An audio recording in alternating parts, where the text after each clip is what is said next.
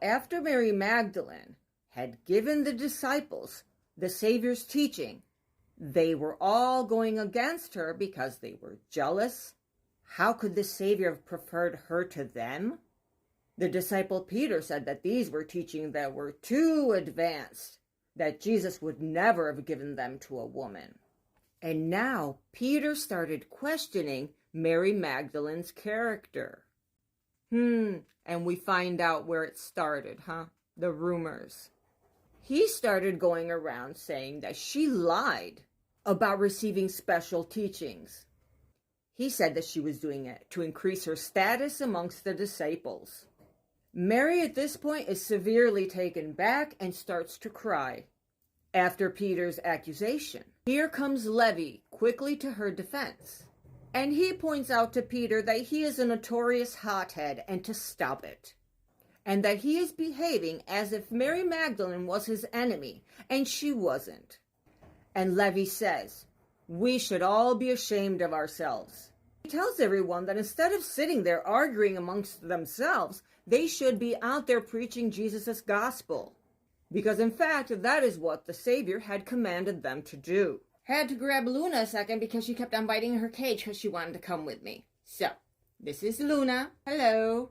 So the story ends here, but the controversy is far from resolved. Andrew and Peter, they were jealous of Mary Magdalen and they didn't like her anymore. And they were the ones that started accusing her of lying.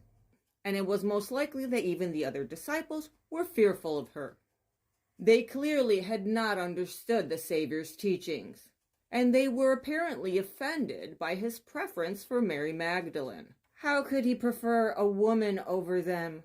Their limited understanding and false pride make it impossible for them to understand the true meaning of the Savior's teachings. Now you should be worried. What kind of gospel did these people with all of these defects, such proud and ignorant disciples, taught the gospel around? Just let that sink into your head for a second. So in the Gospel of Mary Magdalene, the characters are the same. The story of the resurrection is the same. Everything is the same until we get to his teachings. Jesus has said things like, anyone with 2 ears can listen. Those who seek will find. So a big difference is this. In the Gospel of Matthew, he says that the disciples all went out to preach the gospel of Jesus. Instead, in the Mary Magdalene Gospel, she tells a story how they were all afraid. They stayed in hiding because they were afraid for their lives. And some of the things that Jesus says is going to shock you because it's the exact opposite of what the Catholics are teaching us that he said. Example, Jesus said that there is no such thing as sin. I know, insane, right?